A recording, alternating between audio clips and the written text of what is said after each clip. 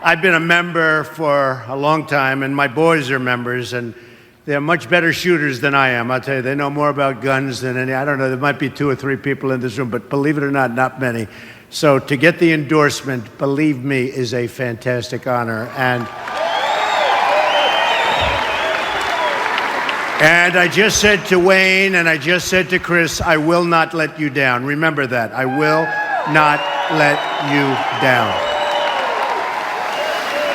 And, you know, I wrote a few remarks, and I'm going to actually read them because we go into a little detail, but I will tell you that Hillary Clinton, and you know I call her Crooked Hillary because all you have to do is read any newspaper you want, but Hillary Clinton wants to abolish the Second Amendment. Just remember that. We're not talking about change it. She wants to abolish the Second Amendment. So we're not going to let that happen. I can tell you that right now. We're going to preserve it.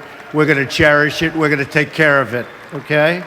You know, they keep chipping away. They talk about the magazines. They talk about the bullets. We're going to take care of it. You know, a couple of things before I give you some more detailed remarks. I feel really happy with what's going on. You know, the Fox poll came out 3 days ago, and in the Fox poll, I'm leading Hillary 41-44.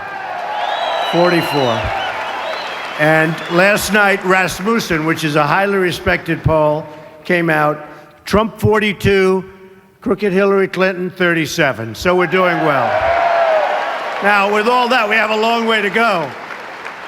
But if you get every one of your friends to go vote, because there's a big difference. You know, on a lot of the things, there's a difference, and some are subtle, some are big. And by the way, we're in Kentucky. We're going to put the miners back to work before I forget about that. We're going to put the miners. We just left, and I also won Kentucky, so I love Kentucky. I used to work in Cincinnati. For 2 summers, I worked in Cincinnati doing a job with my father, and I loved Cincinnati, and I'd come over the line and I'd be in Kentucky. You'd be surprised how much I know about Kentucky.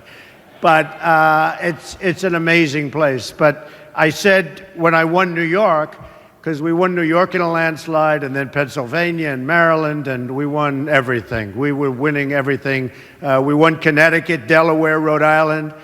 And then we went to West Virginia, and boy, did I win. Did we do well in West Virginia? Wow.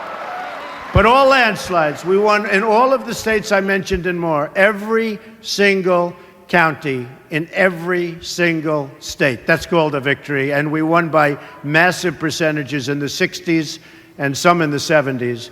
And then, of course, we went to Indiana. As you know, that was going to be the firewall for the other side. And it turned out to be a massive victory for us again. It didn't hurt that Bobby Knight came out and said, I want Trump to win. That didn't hurt. If you're in Indiana and Bobby Knight endorses you, I guess that's about as good as it gets. So I just want to say that I've been watching what's going on, and I've been looking at airplanes getting blown up in the air and lots of bad things happening. It's just not the same, and we're going to bring it back, and we're going to bring it back to a real place where we don't have to be so frightened, where we don't have to be so afraid. And you know what's happening in the schools, and you know what's happening everywhere. We're going to bring it back, and you folks are going to be so happy, and you're going to be so proud of your country again. Just remember.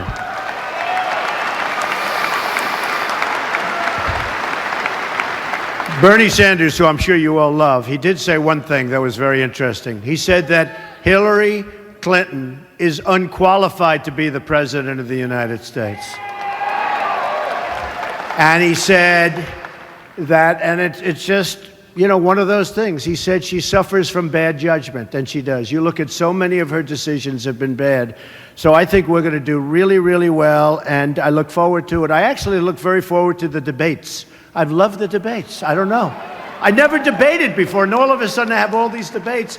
And that was a big question mark in my mind. I mean, how will I do in debates? I'm debating people that were on their national debating teams and all of these top debaters, but they never had people interrupting them every other word they'd say. You're a liar, and they're trying to speak and they can't speak. You would have done the same. I know a lot of the audience. You would have done the same. So I just want to give this, and I want to really, it's so important to me. I wrote it down, and again, my sons have been members of the NRA for many, many years, and they're incredible. They have so many rifles and so many guns, sometimes even I get a little bit concerned. I said, that's a lot. Okay, but I will tell you, they know so much about it, and really they're surrogates. They go around and speak, and every time they speak to a gun organization or a club, people call me and they say, your boys are great boys, and boy, do they know their business. So it's one of those things, and that's the way we want it. And, you know, I mention so often, we talk about Paris, or we talk about San Bernardino, and nobody had guns. You know, Paris is probably in the world the toughest place to have a gun. The toughest. France generally, but Paris in particular. And when these thugs walked in, you know, the press used to call them masterminds, right? The mastermind. We're looking, I said, that's why people are joining. That's why they're coming in, because they're using the word mastermind. Not mastermind, thugs. In fact, I called him the guy with the dirty cap. Remember the white cap? And it was filthy dirty. This was the mastermind. And actually, the press has stopped using the term. They're very dishonest people, among the most dishonest I've ever met, but they actually stopped using the term mastermind because they use that term and then they wonder why our youth is going and fighting for ISIS. They don't even know what they're fighting for. But I think it's gotten a lot better from that standpoint. But if you look at Paris, 130 people killed, hundreds of people still in the hospital, just horribly wounded, can never be the same, horribly wounded. And these guys came in, boom, boom, you over here, boom, and they just stood there and just shot everybody. No guns on the other side, folks. If you would have had guns on the other side, if I took a couple of these folks in here, some especially wearing the red caps, Make America Great Again, I promise there wouldn't have been 130 people killed and hundreds of people lying in the hospital to this day. It might not have happened, because if they knew there were guns in the room, it might not have happened. But if it did, you would have had bullets going in the opposite direction, and believe me, the carnage would not have been the same by any stretch of the imagination.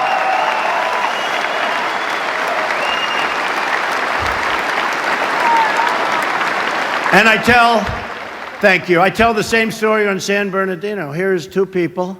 I guess she radicalized him. Who knows? Who knows? It's a mess. We're in a mess, folks, a mess. Radical Islamic terrorism. We have a president, doesn't mention the words, doesn't want to talk about it, and if you don't want to talk about it, you're never going to solve a very big problem, and we're talking a worldwide problem. We're not talking here, we're not talking Kentucky, we're talking all over the world. This is a problem, and we have a president doesn't want to mention the name. You have San Bernardino, 14 people. They worked with these two. They worked with them. They gave them a baby shower. They had a baby. The people they worked with gave them a baby shower.